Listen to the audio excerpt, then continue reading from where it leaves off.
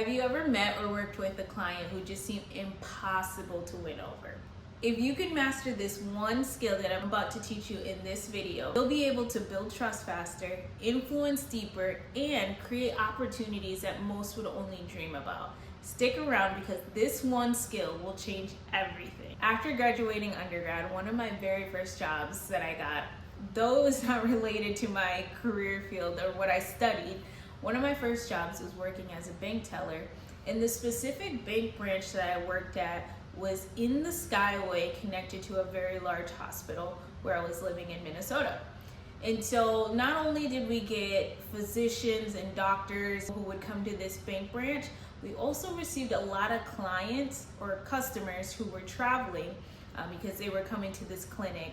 And so it was so common to see people from out of state, see people from far and wide that would come to this branch.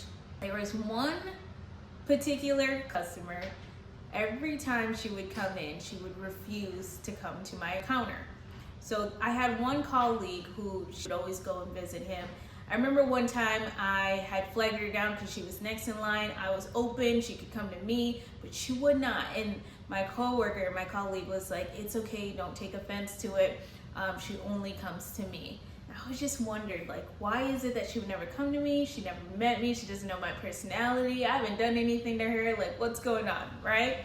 And so I was determined. I'm like, I'm going to have an opportunity to win her over. I just know it. I'm waiting for my opportunity. Once that opportunity comes, I am going to win her over, right? So sure enough, lo and behold, a couple weeks pass by, and my colleague, he's getting ready to go on his lunch break.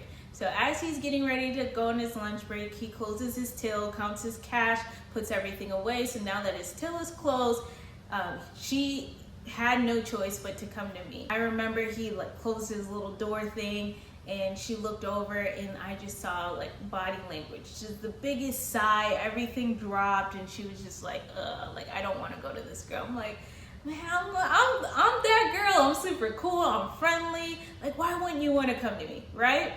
Anyway, so she comes up to me and I'm like, "Good morning, how are you doing today?" Does not say anything. I mean, not a word comes out of her mouth, nothing, right?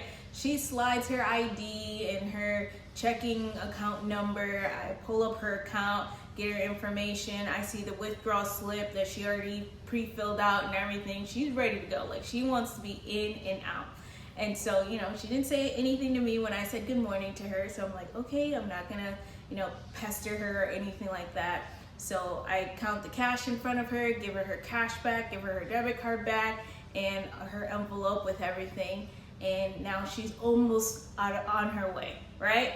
Right before she leaves, take a quick glance at the counter. So I see about from the belly button up, midsection up, right? And I see her sweatshirt, and on her sweatshirt it says Guthrie Theater, which is a well-known theater in the Minneapolis area. And so it's like, oh, Guthrie Theater, I've gone there a couple of times, which reminds me, I should go back. I was like, do you go there often?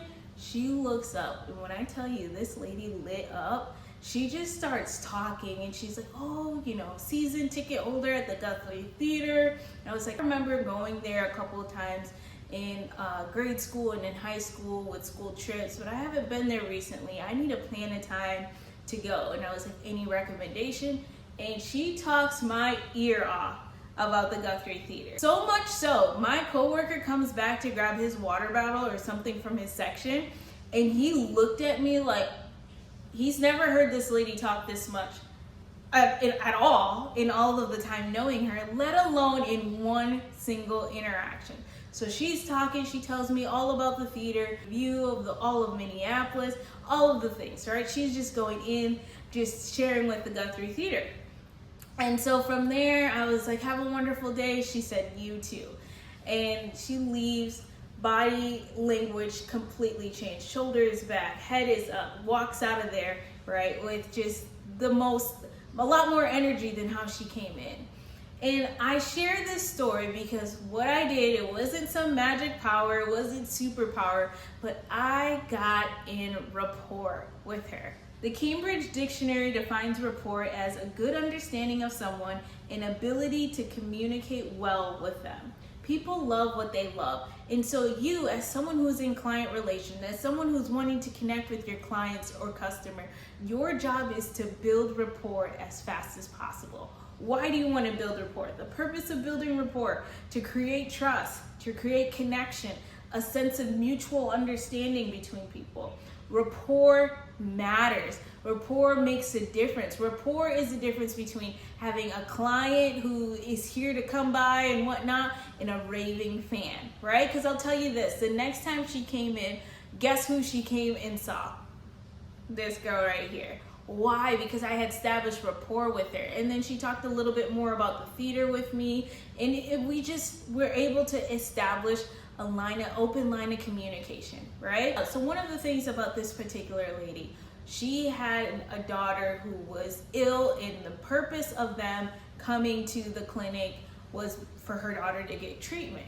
So you can imagine going to the bank is probably one of the most stressful things you have to do, especially if you're not working all of this time and your daughter's not working all of this time. So in going to the bank, it's probably a lot of emotion that's rising as you see the bank account dwindle, or what's going to be covered, what's not covered, what's out of pocket. I haven't been working in X amount of days. So you can imagine the amount of stress that she's probably under. And so even just allowing myself to be more understanding and to connect with her, I get to see things from a different perspective, right? And so it allows for me to have empathy for the client and to be there for them and to support them in what already is a difficult season. So building rapport is so important because this is probably one of the first smiles, or just even remembering something that she loves so much that she probably hasn't had the opportunity to do in a very long time given the circumstances. People love what they love, and it's your job to find out quickly what they love. It could be a head scan and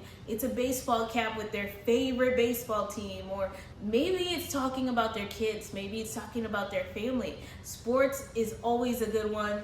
People love to travel, places they've gotten to travel to.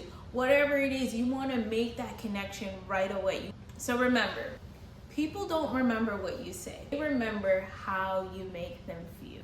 Building rapport isn't just about being liked. It's about making a connection that lasts. If this video helped you, make sure you give this video a thumbs up and subscribe for more on relationship building and world-class communication. Also, drop a comment below. I would love to hear from you. What's one way you're gonna work on building instant connection this week? Thanks so much for tuning in. I'll see you in the next video.